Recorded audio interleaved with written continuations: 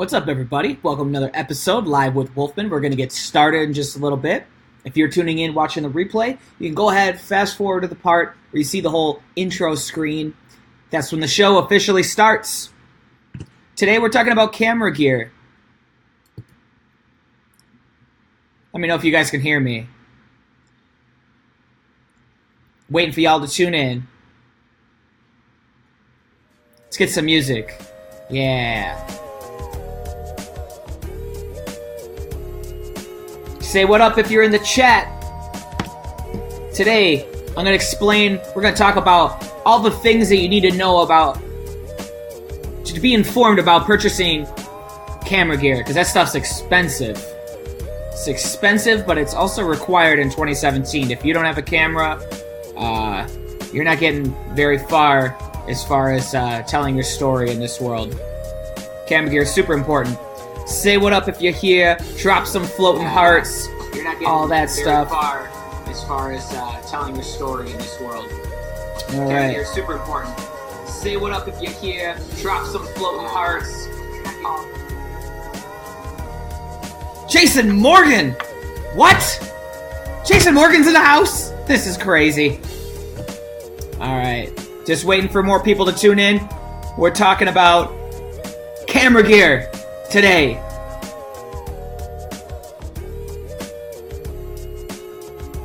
I'm going to tell you everything you need to know.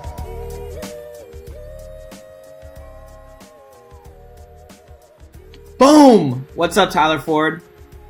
Let's get a few more people tuned in, and then we'll just jump right into it. I got notes. I got notes. You guys should grab a pen and paper. Take some notes. Now you'll never have to ask again, what camera should I buy? You'll never have to ask that question ever again, because I'm going to give you the answer right now. This is the answer of answers. No matter what new camera comes out in the future, you'll have enough knowledge on your own to be able to figure this out. I'm doing a whole college course in a 1-hour live stream. Who's here? Come on, give me some floating hearts, floating thumbs ups. Say what up in the comments. Let's go. Hit that share button. You know how this show goes. It's not about me, it's about we. Let's go, guys. What's up, everybody? What's up? All right. I think I've had enough patience. I think we can start this show. All right.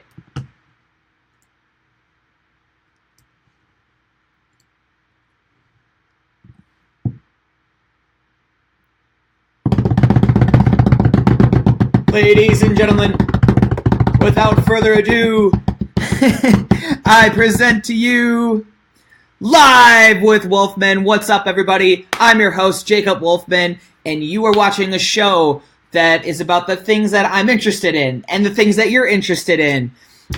We talk about martial arts, photography, videography, social media, just kind of all over the board. I only make episodes about things that I know what I'm talking about, and hopefully I can help you guys out, share some of the things I know.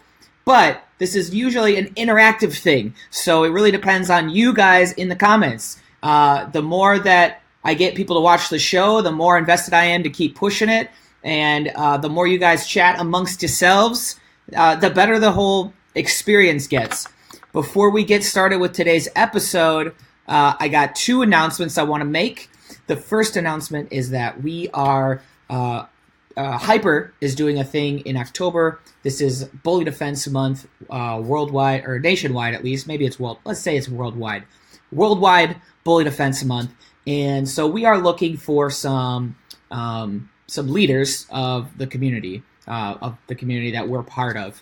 And so if you're interested in being a leader in that community, we're doing this really simple thing right now. So basically, we're changing our profile picture. And what we're doing, we're putting this pledge up. It says, I pledge not to be a bully. You can write whatever version you want here. And boom.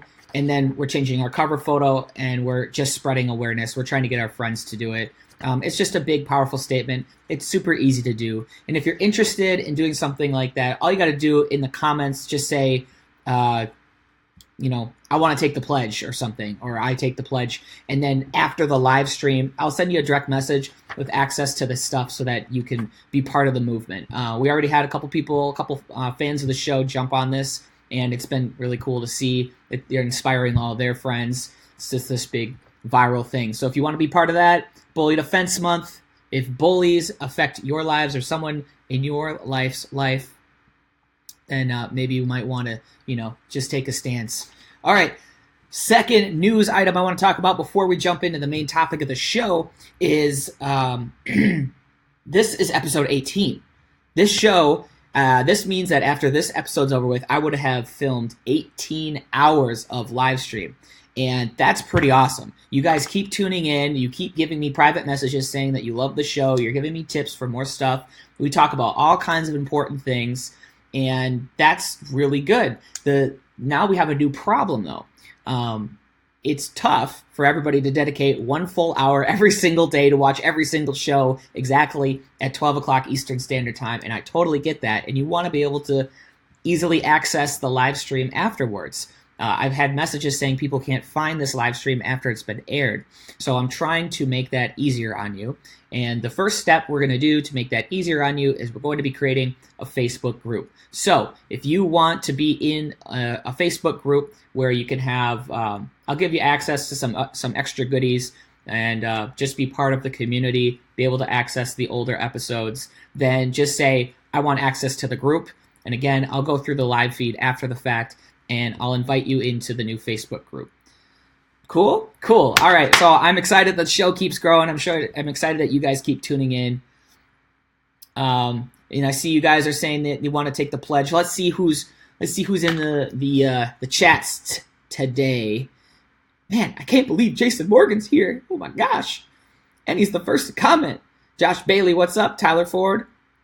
Mara, what's up? Hunter Lyon. Oh no. We got a tournament promoter in the building. Josh Bailey, what's up? Lacey, Ryan, Woody. All right, guys, let's get to it. Today we're talking about camera gear. So I'm going to answer one of the most common questions that I see, not just asked by me, but just asked amongst your peers all the time. And it's related to understanding how camera gear works. Whether or not you are a professional photographer or videographer, cameras are an integral part of our lives in 2017, especially for those of us that are trying to kind of like be a little bit more professional online. Maybe you're trying to promote your business or you're trying to promote your personal brand, or maybe it's just a hobby. But in either case, it's really important to understand this stuff. And this is what I do for a living, is I'm a photographer and a videographer. So I have a moderate idea, a little bit. I know what I'm talking about. So I'm going to share with you guys some priorities so that you can break it down and understand, how to make a good purchase. And so I actually have some notes here, and I'm just going to go down the bucket list. And here, I'll tell you exactly the highlights so that you can kind of know where to jump ahead and skip through if you're watching a replay. But first, I'm going to talk about why, and we started into that. Then I'm going to talk about knowledge, because that's the number one priority. Then we're going to talk about what your needs are, your lenses, camera bodies, accessories, and then at the end, if there's some time left, I'm going to give you guys some bonus tips and some ideas of what you should be filming with your brand new awesome camera that you just purchased. Now, maybe you're not going to necessarily buy a camera today, but it's always in the back of my mind, like when my next purchase is going to be, when I'm going to upgrade, and what I'm going to upgrade to. And I'm sure there's a lot of people out there like that. Like, yeah, I'm going to get a camera. I just don't know what or when. But you want to have the answers in your head to know exactly what is the camera that is for you, your particular needs, so that when it's go time, maybe it's Black Friday or whatever the reason is, you can make an informed decision that you're really happy about. Okay? So the first thing we're going to talk about is the why. Why camera gear at all? And as I was saying earlier in the show, the camera gear is super important. We live in a digital age of being able to tell stories, and one of the most powerful ways to tell stories is through visuals, photographs, and videos. And they drive emotion. So being able to capture an image and post it up online, it can really, hit someone's heart and like make them feel something, which is what this is all about. I know sometimes we get all caught up in the the Instagram likes and the follows and the lead captures and the blah blah and all this stuff. But at the end of the day, what we're really doing is we're being human beings, and we're trying to connect with other human beings through these electronics. And cameras are super important in that puzzle piece of trying to connect with other people that you're not physically with. So I know that was a little like hippy dippy, but that's really like why camera gear is important, right? So, all right, we got our why established. I think the why is an easy sell. You guys get why camera gear is important. What's up, Jason McFarland? Michelle says, I hope that you're going to cover both spectrums of cost. Well, both? I'm not sure what you mean by both, because there's free and then there's all the money in the world. So I'm not going to cover, I'm going to keep the range of I'm going to consider your budget is $2,000 or less. I don't know what you call that. Is that expensive or not? I'm sure it's very expensive for most people. $2,000 I'm going to consider very expensive for this group of people. And actually, if you're a beginner photographer, I would probably drop that budget even a little bit more. And that leads me into point number 2 that I want to talk about, which is knowledge. The top priority before you purchase camera gear is being knowledgeable about how cameras work, which is the point of this show, and also to have a skill in what you already have. I can pretty much guarantee that everybody in this chat has a camera, unless you're watching on your iPhone right now and you broke your camera on your iPhone. Everybody has a camera, some camera, and the first step is to always make sure you know how to use the camera you already own. You got to master that craft. Got to get really good at it. If you have a bad camera and you're taking bad pictures, then you're not ready for a new camera. A new camera is not necessarily the answer for you yet. What you want to do is take a bad camera and make good pictures. Once you can do that, then you might want to actually put money behind the machine and get something a little nicer. If I take the world's richest man next to the world's greatest cinematographer, and I give the cinematographer a really crappy camera, and I give the richest man in the world the nicest camera money can buy, I'm going to assume that the cinematographer is going to be able to put together a better, more compelling piece of content. I'm going to be more interested in what the cinematographer does because it's about the skill of using the equipment, not the equipment itself. Does that make sense? So even with low quality camera, by today's standards, low quality, if you use it in the correct way or within its own limitations, you can still produce some pretty magnificent results with it.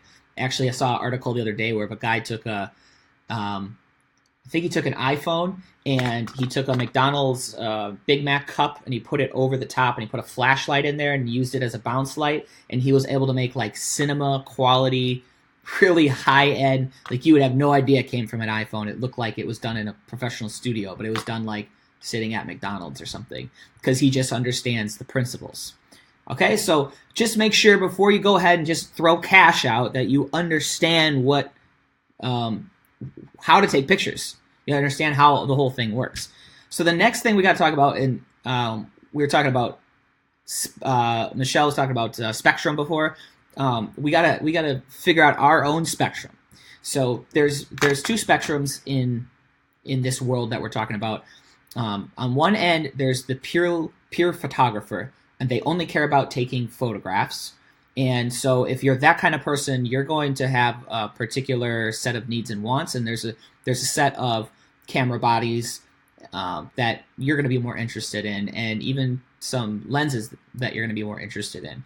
And then if you're a videographer, then you're going to have a different set of needs and wants in regards to video, as far as the camera body and the lenses and stuff.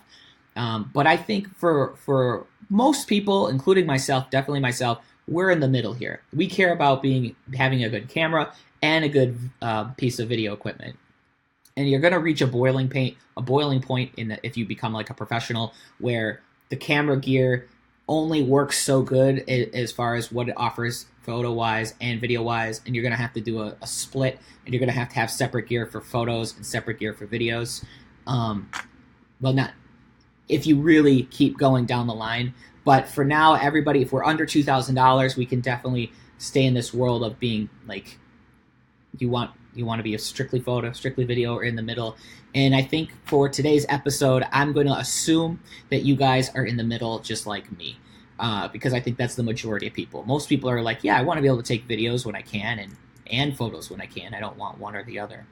So that's an important distinction, because also if you go down I just want photos or I just want videos, you definitely can save a lot of money by getting way cheaper gear, because you don't have to, especially video. You can go out and get a really great video camera for a fraction of the cost. But once we start doing photo stuff too, then it starts piling up.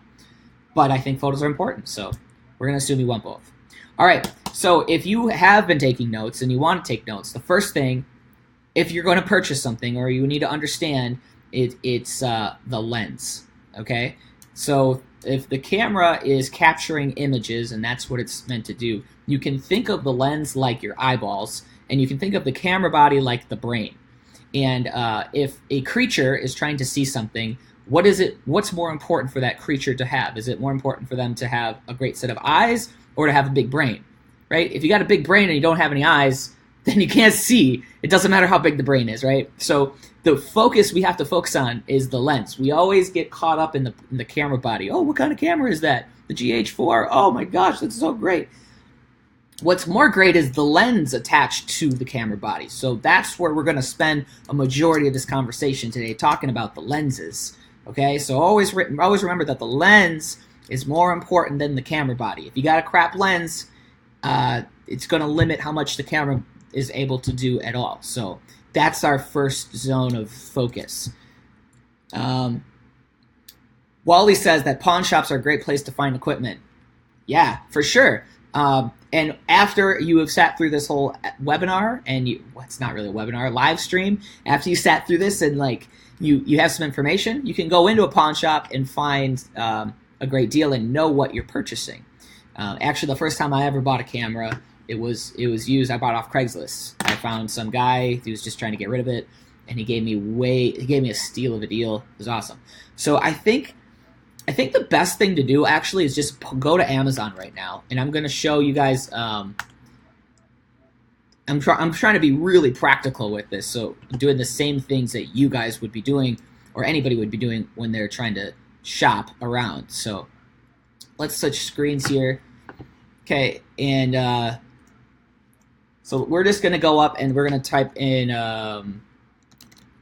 camera lens, because lens is the most important thing. Let's just try lenses. Oh, maybe camera lens is the best thing. Okay, so here's their bestseller right here. Now, just because it's a bestseller doesn't mean it's the best lens. It just means it's what people buy.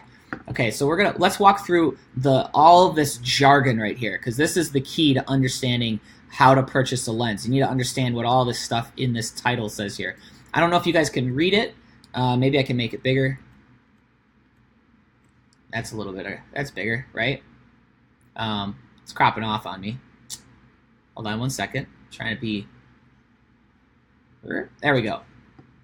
All right, so right here, the first word says Canon. This is the most critical first step in your art to purchasing lenses, is understanding what kind of lens you need to buy.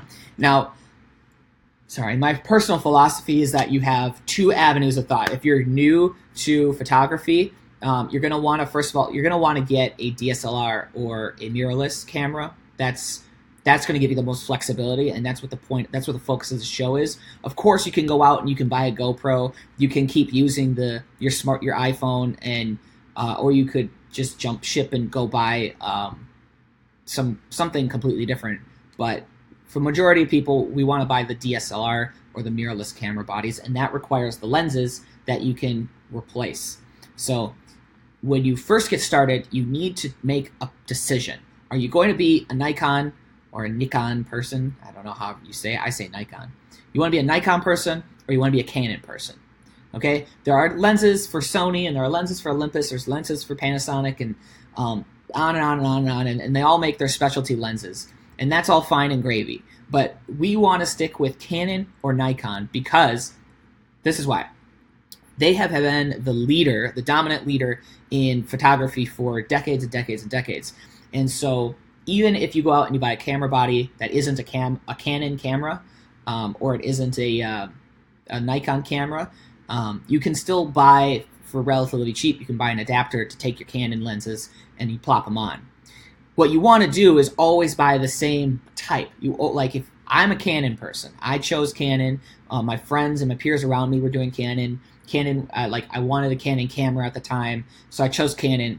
And now I don't even own a Canon camera. I own a Panasonic camera, but I have all Canon lenses. Does that make sense? That way, if I upgrade my camera body, all of my lenses they'll have this, like they'll be able to convert with one adapter. It just makes the life a lot easier. I'm going to lean towards you buy Canon. This is because that's what I do. Some Lawler says, I have a camera, Sony 700D, but I have no clue how to use it. That's funny. I'll actually, at the end of the show, I'm going to give you guys some tips and advice of what you can do with your camera. So if you guys are all following along, you're enjoying the show, make sure you keep hitting those thumbs up, keep hitting that share button. I know in the past we've done controversial episodes. Today is more of an educational one. I just wanted to stay away from all controversy. Had enough of that this week. So here we go. We got Canon. Now the next thing, EF. You don't need to worry about EF. Okay, not for now. It's not a big deal. The next thing is this number right here. Right here it says 75 to 300 millimeter. All right, so that's the next thing you need to worry about. And there is a very particular reason why Amazon lists the words in the order that they do, because these are the priorities of purchasing a lens. Canon, check. Now this next one tells you the focal length, okay? So are you all familiar with wide angle lenses versus the 50 millimeter versus telephoto? And if you're not, basically this is how it works. The 50 millimeter lens is what professionals claim is the most accurate to what our eyeballs are. Like supposedly our eyeballs see things from a 50 millimeter perspective. I don't know if that's true, but that's just what they say. I'm going to see if I can find a video that breaks it down so you can really see the difference here.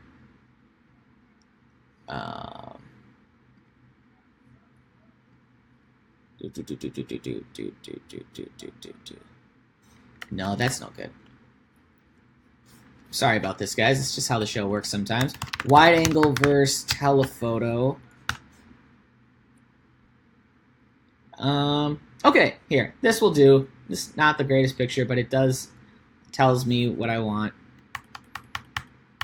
What a chunk picture. Okay, so there's 3 types of lenses that you're going to need. That's right. Eventually, if you want to be a full range, you really want to use your camera, you need at least 3 lenses. The first lens you need is what's considered wide angle. For those of us that are in the martial arts world, we're trying to capture stuff where we're relatively close to the image, but we also want to see a lot of stuff that's going on. We're trying to capture action that's moving all over the place. We need a little bit more room. Then you want that wide angle lens, okay? And then if you are looking for more like portrait shots, or if you're just looking for a cheap lens, your 50 millimeters, your normal lenses are going to be your cheapest. And then the telephoto is the next one, and the telephoto is going to bring the background really close in. It's also going to crop it, so if you want to get more stuff in the image, you got to stand further away from the subject. So right here we can see the differences, right? So all of, like, the person holding the camera in each of these 3 circumstances was standing the same distance away from the person. Actually, that's not true. They were not standing the same distance away from the person. What they did is they adjusted to make the same person the size in the picture. But you can see for the 18 millimeter wide angle here, see how it's wide, it covers, there's more stuff in the background here. You can see all of the building back here. Normal, it crops in quite a bit. Now you can't see the sides and stuff. And then for the telephoto, it crops it, like, it compresses the image even more. So now you just see these doors. See these doors right here? Look how much smaller they are here and they are essentially non-existent in the wide angle, because the more that you telephoto, the higher that millimeter number is, the more the background compresses up against the subject matter. And that's great for like magazines. If you're like on the sidelines of an NFL game and you're trying to get a picture of a quarterback sweating on the 50-yard line, like, you're going to want that telephoto lens so you can get in there and squeeze that image in. Whereas if you're sitting on the sideline and you're trying to capture a picture of a quarterback with an iPhone, which has a wide angle, you'll just get a little dot of a player on the field, right? And then you'll get this big field. Did I lose you? I hope I didn't lose you there. All right, so we want to focus on wide angle. If you're limited in budget, you want a wide angle, which means anything under 50. I'm going to recommend my lens because I did a lot of homework, and this is the conclusion I came to, so it only makes sense that if I was going to give a recommendation, I'd recommend what I have. So let me show you what I have. I have a lens. It's called the Sigma 18-35. Now, I'm not saying that the Sigma 18-35 is the best lens for everybody for every circumstance, but it's the best for me, and I'll explain why. So 18-35 means, which goes into our next topic, so it means that it can shoot at 18 millimeter all the way up to a 35, and that basically means that the camera can zoom in and out. When cameras zoom in and out, they are changing the compression, right? They're bringing the background closer to the subject or further away. So this is my 18-35, and it has the zoom feature. Okay, now that leads me into the next topic, which is zoom versus prime. So if you're writing notes right now, write zoom versus prime, like Amazon Prime. Prime lenses can't zoom. They don't have the ability to zoom in and out. They just have the ability to, so if you wanted the subject to be closer to your, like in your image, you literally have to get closer to them with a prime lens. With a zoom lens, you can just zoom in towards them, right? So that's the big difference there. Prime lenses you're going to find are cheaper, and you're going to find that if you really have an eye for photography and you really see it, supposedly the prime lenses are going to give you a crisper, cleaner image. But that's not really a big concern. Really, it's just about the zoom factor. And so you're paying extra for zoom lenses. I find zoom lenses, especially for beginners, is definitely a better way to go. All right, the next thing we're talking about with a lens, again, notice this whole time we're still talking about lenses here. We haven't even gotten to the camera body. Next thing you want to do is look at the f-stop, okay? So right now, this f-stop on this camera is f4 to 5.6. Okay, so the f-stop is the like your eyeball. It's like your iris. Okay, and if you have it's so complicated as to why the numbers are the way they are. But they go in certain increments. They go like 1.8, 2. I think they have 2.2, 3.2, 4, 5.6. What's the next one? 8, 11, 16, 22, or something. It doesn't go like F1, F2, F3, F4, F5, F6 like you'd think. It goes in a weird way. But the thing is that you need to remember is that the lower the number, the bigger your iris is, the more light that's coming into the image. So theoretically, if there was such thing as an F0, which I don't think there is, it means like every piece of light imaginable would be coming into the image. So you want the lower that is, the more light that comes in.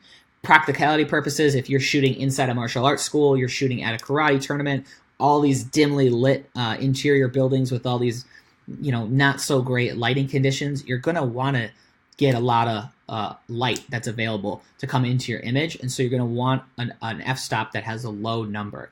F4 is not good. All your images are gonna be really dark and really grainy. You're gonna struggle. If you go shoot outside, then it's a different story. Then you're gonna want a high f-stop because the sun is lighting up so much stuff that it's actually gonna overexpose your image, and then you got to scale it appropriately. So just know that f-stop is the next thing you want to look for. I recommend that you try to find a camera that has an f-stop of f2 to 2 or 3. If it's in the 2 or 3 range, you're good to go. If you can find something lower, that's very, like this is a 1.8 here. That's really great, but it's also 1.8 because it's prime, so it doesn't zoom. Hopefully you guys are all following along with this stuff. I know I'm going like at super speed here. I'm trying to condense like all of this knowledge into this little thing for you. But if you're taking notes, hopefully it should help you out. The next thing you want to pay attention to is this little hyphen here. See the hyphen? It says 4 to 5.6. That means it's a variable f-stop. It changes. Meaning, this is what it means. If as I zoom in, due to the nature of the lens, then the image gets darker. You have to be very aware of that. So when I zoom out into wide, more light comes in, and then when I zoom in, there's less light, your image is darker, which sucks. It makes it really hard to actually, for video-wise, it sucks. It makes it really hard to take a good video while zooming, while recording, because your lighting conditions change. So if you care about that stuff, which I do, I highly recommend you look for a constant aperture. My Sigma to 18 to 35 is a constant, which means that if I'm at 18 millimeters and I'm shooting at an f-stop of 4, and I go to 35, my f-stop's still 4. So it's going to act like the old traditional cameras where the light doesn't change just because you zoomed in and out. Okay, so that's something very important that you want to pay attention to. Whenever you see this hyphenated thing here, you want to stay away from all these lenses. I really don't think they're good. I just don't. They're cheaper, but they're not better. So this hyphenated stuff here, no. When you see this, where it's just F and then a number, much better. Okay? These are for iPhones. F and then a number, good. This one here, again, here's the hyphen, not so good. Okay? Does that make sense? Then I think, is that? All right, then the other two things you want to pay attention to with lenses, there's two more quick things. One is the quality of the glass, and that I can't explain to you right now. It's too complicated. The best thing to do is once you have your eye on a lens and you're like, that's a pretty good lens, go on YouTube, and there are like so many really fantastic tutorials out there that break down how these lenses work and operate, and they'll give you an idea. Pretty much every review I've ever heard, they always just talk about how great all the cameras are. So you kind of got to read between the lines a little bit and do a couple comparison videos. But if you just study those things, that's going to help you out a lot. And then also automatic versus manual. So if you're buying a Canon lens, and then you get a Canon body, more than likely they're going to work together, and they're going to have automatic focusing features so that you don't have to manually focus. There will be the computer brain within the Canon camera will be able to focus on the object. You click the button, it works like magic. Personally, I don't have that feature because I have a Canon lens. I have Panasonic body. They don't talk to each other, and so I don't have the autofocus. It's not an ability for me. So every time I take a picture, I have to go in and I have to make sure that everything's in focus. In the end, it's going to make you a better photographer, I feel, because it's really relying on you understanding the camera. But if you're just getting started and you don't feel comfortable, find something with an automatic feature. All right, so that covers the lenses. We just went through just so many things. And the easiest way to remember it is to always just look at the name here and figure out what all of these little things mean. Canon Check EF, again, you can ignore that. It does make a difference, but if we're talking under $2,000, doesn't matter. Okay, this is is this wide angle? Is it telephoto? This is a telephoto lens because anything above 50, telephoto. Anything below 50, wide angle. Okay, so 75 to 300, that's above 50. So it's a telephoto lens. Okay, and then you want to make sure just look at a review on YouTube of the lens before you buy it to see if it's a good lens, because there's junky lenses out there. There's some that are better than others, and there's the market is so segmented down and you can really you can see a lens, you're like, that's a pretty good lens, but then you can see another lens that's just a hair different, and then you realize that it's just a little bit closer to what your particular needs are. So There's just so many options out there. The next thing that I want to talk about is the camera body. So if your lens are your eyeballs, then the camera body is the brain, and we need to make sure that we have a brain. Otherwise, we can't capture the image. So again, not again. First, I want to talk about with camera bodies, I want to talk about frames. So the frame is a little chip that captures the image, and it varies in sizes. The bigger the frame, the higher quality your image has the potential to be, because more data can be captured. So you can have more colors, like bit rates within your image. You can have literally bigger pictures that you could print out. All sorts of good stuff comes with bigger sensors. But there's a cost, and the sensor is very expensive. It's probably the most expensive part of purchasing the camera body. So in that case, you might want to look at something that's called a crop sensor, which means that it's not the regular size sensor, it's smaller. And when you buy a crop sensor thing, you're still going to get great images. This GH4 here is a micro 3/4 processor, or crops. Okay, it's smaller than the regular size frame. Okay, it's not a full frame, but I can still get 4K images. I can still get really good stuff. Doesn't matter. Okay, so you can definitely get a great image with a crop sensor, and it'll be cheaper. So I would recommend looking at a crop sensor before you move up to the full frame, especially if you're in a limited budget. So let's look at camera bodies here on the Amazons. Let's see what we got. All right, so this is the XTI-10. I guess that's just their new whatever it is. Okay, so it's the Rebel series. I can't keep track because they keep coming out with new models. This is a great starter camera. If you're looking to get started, look at this.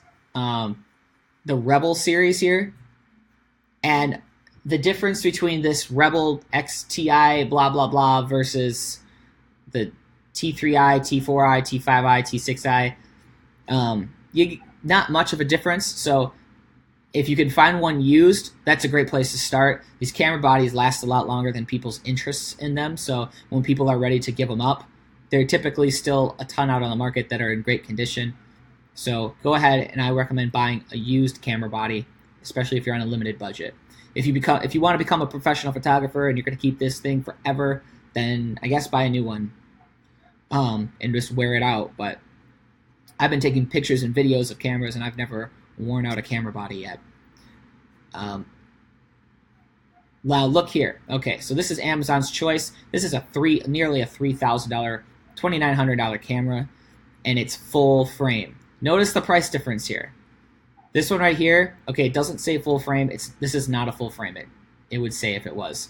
Look, it's selling for like $120. This one's selling for $3,000. So you see that full frame costs a lot more. Other thing you want to pay attention to is what are the technological specs within the camera body. So like I said at the top of the show, some cameras are better for photos, some are better for videos. Some like some of the photo ones don't even do video, believe it or not, or if they do, the video is junk. Okay, so like we'll look here, and this one says it does full HD 60 frames a second. Full HD. That just means, I think that just means it shoots in 1080,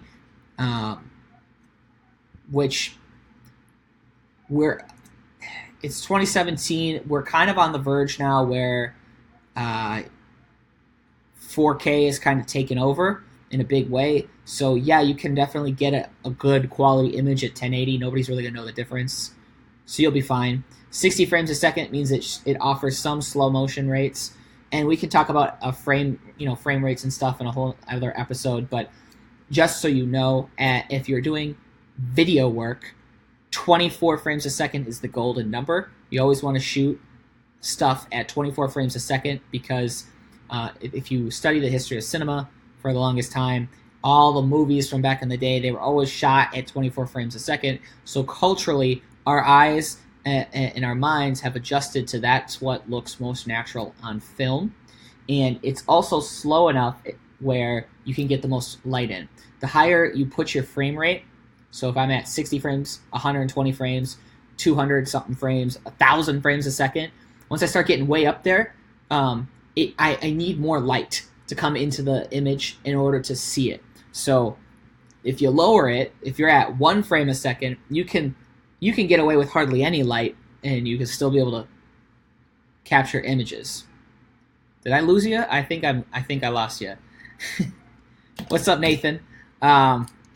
So frame rate is important. If you're serious about video, I recommend that you just make sure that it shoots at least in 1080, and the frame rate you're going to be okay with, because 24 is standard on everything. If you really want to step it up, I might recommend going and looking at a camera body that does 4K, but that might put you out of budget at this stage in the game. Maybe next year they'll come out with more affordable 4K camera bodies. And then the last thing that you need to worry about with camera bodies that I really want to stress on when you're doing your purchasing is SD versus CF cards. Okay, so write that down, SD versus CF. SD cards, I don't have any CF cards on me because I don't like CF cards, and my cameras don't use them.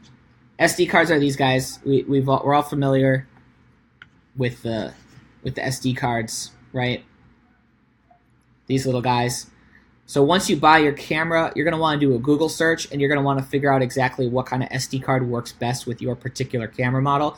I've found that these Transcend 64 gigabytes are really good for my camera.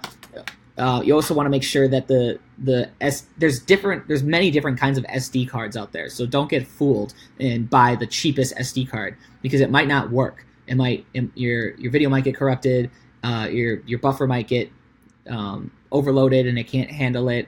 You might lose the images. Cheap SD cards aren't always the answer. Getting the best SD card for your particular camera is the answer. Let me talk about a couple things here. So there's all kinds of little factors here. Like you want to make sure that, see that little 10 there? You want to make sure your SD card is class 10. You don't need to worry about that 3. That's like the high level, but there's other ones that might work for your needs. 60 megabytes per second, a read rate of 95. That's just a bunch of jargon to say that if I'm doing like a speed burst and I'm taking a ton of pictures, the SD card's going to be able to process them all. Whereas if it was a slower read rate, what would happen is I would try to do a speed burst, and then it would go, and the camera would slow down because it's like, whoa, I can't capture all these images because your card isn't good enough. So I recommend these little guys. The nice thing about these little guys is they're a lot cheaper than the CF cards, which are old school, kind of older technology. The CF cards can go faster, but they cost a lot. So, and I don't think anybody in this chat today, if you're under $2,000, you're going to even need to really worry about CF cards. But you're going to want to buy a lot of these little guys. I personally recommend that for my particular needs. As a professional, I never erase my SD cards. I just buy new ones every time I need a new one. That way, if I ever transfer stuff to my computer and I lose it, then I still have a backup physical copy. Back in the day, for many years, I didn't do that. I would only have like 2 or 3 of these things. I'd pop one in the camera, and then once it's full, I'd dump it, erase it, pop it back in the camera, dump it, erase it, so on and so on. And then I found myself in a couple occasions where I didn't actually transfer stuff. I thought I did. I lost it on my computer. And then all of that filming, all of that work, all that traveling was for nothing. And I hate being in that situation. So I just buy extra cards. All right, so last thing I want to cover in as far as like your camera gear, purchasing decisions, is your accessories. So once you have your lens and you have your body and you have your SD cards or whatever, your CF cards or whatever device it is that you capture the image with, you want to look at building out from there. It's kind of like building out a car, right? you bought the engine, you bought the body of the car, and now you got to get buy the tires, and you got to upgrade the CD player to an MP3 player or something. So there's all these other things that you can do. What I recommend you focus on first is getting yourself a nice tripod, nice and easy. If you are somebody that travels a lot, you might want to get a tripod that folds up and is compact. You can easily be portable with it. If you don't travel so much, you might want to get a little bit beefier one that's a little bit more stable. Tripods are deceptively expensive, so just be aware of that, but it's a good call. When you put a tripod together and the legs are folded, you can actually use it as a monopod. You can get some interesting shots with it. So tripods are versatile. I've even used the tripod as a Steadicam. So I'll use it as the bottom weight, and I'll hold my camera, and the additional weight stabilizes the camera a little bit. So there's a lot of creative things you can do with the tripod, so I recommend that. Next thing I recommend is investing in audio. People greatly underestimate the importance of audio. When you watch a video, you're actually watching the video is only 50% of it. The other 50% is hearing the video. And so we always, because we can't see what we hear, we forget how important it is. But if you invest in higher quality microphones for your camera, your image quality is going to magically just seem so much better because the audio experience is more enriching. So invest in some good microphones.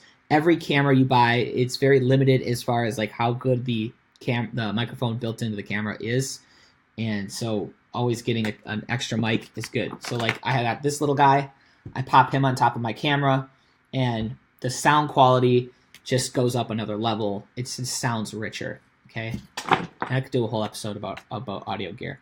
The other thing you want to look at after that, so you got a good microphone, you got a good tripod. Now we're talking in the future. Okay, you're already a master. You get it. You know how to take a good photo. You know how to take good videos. You're capturing good audio.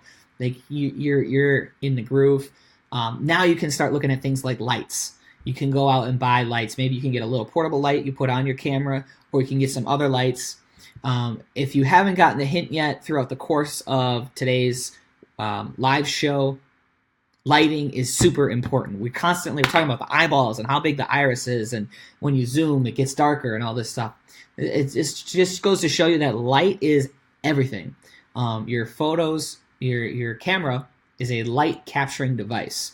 The thing that you're seeing right now in your live stream isn't me. It's just the different lights from this room bouncing off of my body and into the camera.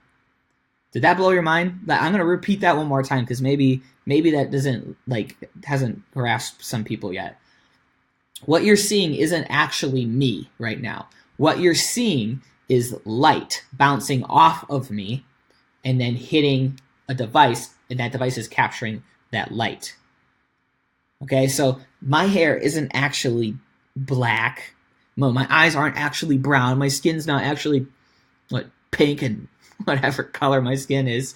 So those aren't actually the colors, because there's no such thing as colors. What it is that light bounces and it hits the object, and then depending on the pigmentation, some of that light is reflected off, and only certain rays of that is reflected off, and those rays are what you perceive as the colors.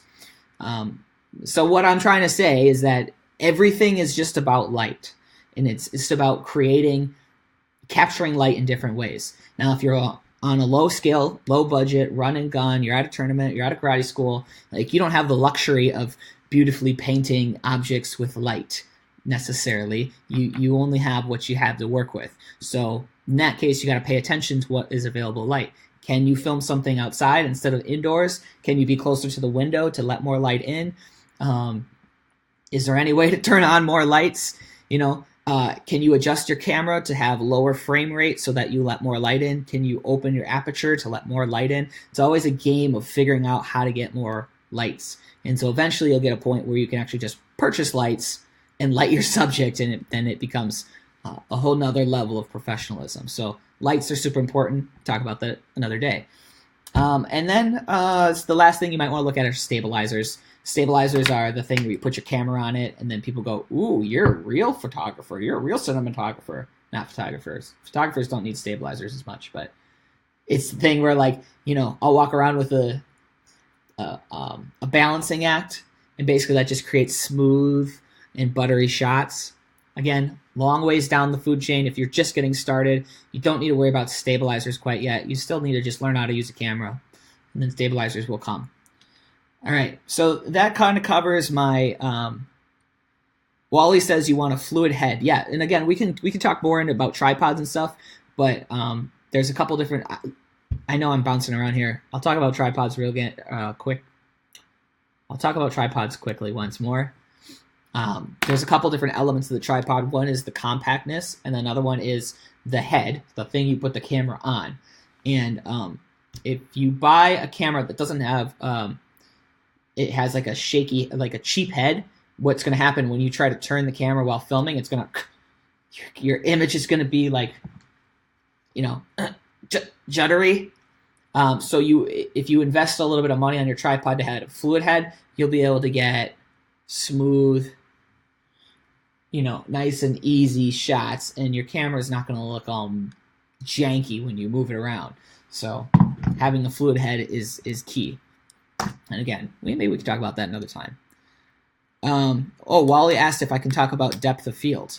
Sure. I actually, thank you for bringing that up, because a lot of people don't, they get so obsessed with depth of field. They get so obsessed with this whole idea of, like, it's called bokeh, where the background is all blurry. And I mean, having a blurry background and then their subject matter is crystal clear, is cool. It adds a level of professionalism to your site or to your image.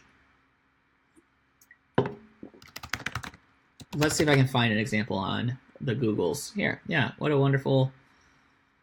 Oh, you know what? This is a better example, I guess. Okay. Okay, so let's switch screens here. All right, so this is what I'm talking about with depth of field. All right, so as you can see, the subject matter, the thing that we want to look at here is this baseball bottle. I don't know what it is. This thing here, and then the other one in the background is all blurry. And that creates this, like, contrast of, like, it pops, it's in focus, and everything else fades away. A lot of people think that that's like a signature that you're a great photographer.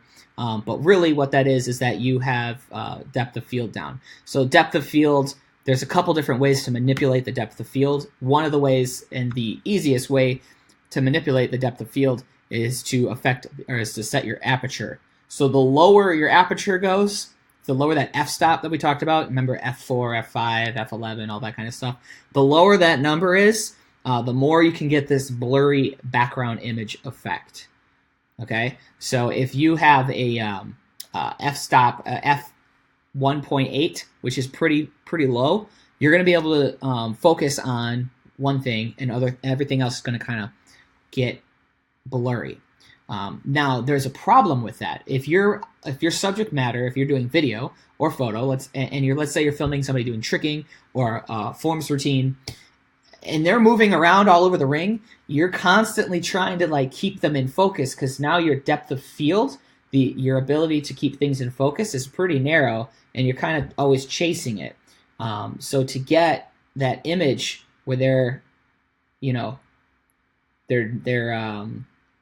in focus and everything else is blurry, yet they're moving around, that's tricky to do. See, if you notice in this example here, these things are just stationary. They're sitting on the ground, so that person was able to set up, find that perfect focus. The water bottles weren't going to move away, and then they could get their image. So once you start trying to get this, it does get a little bit trickier when you add motion and stuff. There's a couple other ways you can affect the depth of field. You can also you can for photography, you can adjust the shutter speed, and the shutter speed is how fast when you click that thing, how fast it goes down. If you have a very slow shutter speed, it goes, and during that time, that whole process, all of this light's coming in. So as I go, I just let in a ton of light. But if I have a fast shutter speed, I let in just a little bit of light. Okay? So if you have a really high shutter speed, and you just let in just the tiniest amount of light, you just capture the image really quick, you're going to have a greater depth of field. You're going to have the subject, you're going to have one thing in focus and a lot of things not in focus. So that's another little trick right there. And depth of field is, I think it's too involved to go too more deeply into depth of field, but that is something you might want to like learn as you go as a photographer. And Wally says for the more depth of field you have, the more videos will stay in focus. And again, that's the opposite. I mean, it's saying the same thing what I said, but in the opposite spectrum. So if you're at a karate form or you're filming a forms competition, you want to increase your aperture to a higher number, f4, f5, f6, or whatever, because then your focus, you can keep more stuff in focus. Now, the downside is the more stuff you have in focus, it's letting in less light into your image, so your image gets darker. So you got to find that Goldilocks zone of like where you can handle the focus and how much light can you get in the camera. And now I got just 4 minutes left before today's show is up, so I'm going to finish it off with giving you guys some tips and ideas of what you can do with your newfound camera. Okay, you got your new camera, and now it's time to go take pictures. What can you practically do? What can the viewers of this show practically do?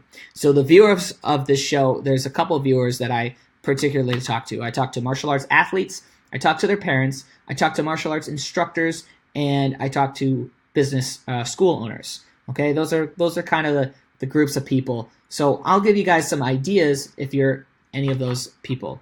Let's start with the athlete. If you're a martial arts athlete, then the thing that you want to be doing is filming.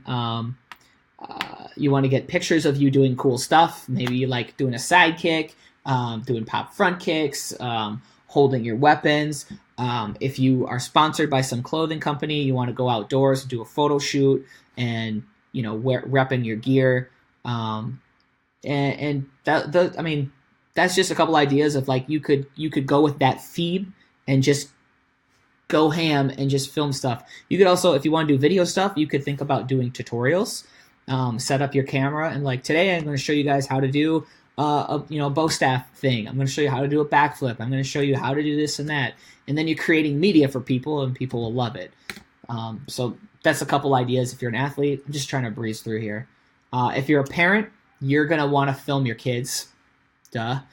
You're going to want to film them at competition. And even if you're an athlete and your parents aren't filming for you, if you have a camera, you get someone else to film for you. It's really important for you to film your competitions. And if you're trying to build your brand, you're trying to get people to know you, you should be posting up your forms. Every time you nail a form, you should post it up online, post it up as a Facebook video and as a YouTube video, so upload it to the internet twice and have that constant feed going out there. And the more that you get better at, the more your camera is capable of capturing videos, the crisper and clearer your image is going to be. It's going to pop and it's going to stand out against everyone else, that's filming with an iPhone or not filming at all. An iPhone is way better than nothing at all. If you're a martial arts instructor, you're going to want to film stuff that's going on in your class. Now, this may be taboo. Martial arts is really definitely like set in our ways about how things have always been, and cameras haven't always been part of our lives, but they are part of our lives today. And so I would encourage martial arts instructors to have your camera out, like maybe on the side of the floor or something, and once a day maybe find a golden nugget, a golden moment to take a picture. Take a picture of somebody that just did a new record level of push-ups and they're just sweating. Like, great, that's a great story, right? And if you can capture that amazing story with your new camera skill set, bam, you put that on Instagram. That's awesome. Johnny just got his new white belt. Take a picture of him. Bam, that's awesome. And again, if you're a school owner, all these same principles apply. Now you just tell your instructors to be doing this, or you tell your office manager to be doing this kind of stuff. But taking pictures in your school and telling more visual stories with photos and videos is gonna take you a lot further. And it's cheap and easy to do, and it's fun. It's a new form of art, and people appreciate it. If you give your students something to share, they're going to share it, and they're going to talk about your school. Free marketing, hello, and it's cool and it's fun. So you take a picture of Johnny and you put it up on Instagram. Johnny's mom is going to hit share, talk about how proud she is of her kid joining martial arts, and just talk about how great your school is. And you do that for every new white belt that comes in your door. There's your marketing plan for you. Now you're not spending thousands of dollars on Facebook advertising. You're doing it all word of mouth through fun and cool pictures. Yeah. So I think that's going to wrap up today's episode. I appreciate all of you guys that tuned in. And again, just to recap the top of the show, October is Bully Defense Month, and we are talking about how to stand up to bullies, and we're trying to make this big viral campaign, this big movement. So if you want to be part of the movement, I'll send you some private information after the show. Just in the comments, just say, I want to know more about the bully defense program, or I want to know about how I can help. And we're just doing something really easy, and I'll show it to you right now. It doesn't take much. It doesn't cost you anything, but you can print out this sheet of paper, and I'll send you a link to it, and then you can write your pledge. So I said, I take a pledge not to be a bully, and I posted up as my profile picture, and that's it. And now everybody that I'm friends with will see that, and then they're going to be inspired as well. And maybe you can actually get some of your friends to take action. That's the whole goal here, is we're just trying to spread awareness. We're just trying to because there's kids out there that feel isolated, they feel alone. That's probably the reason they join martial arts, or they're not in martial arts, and they should be.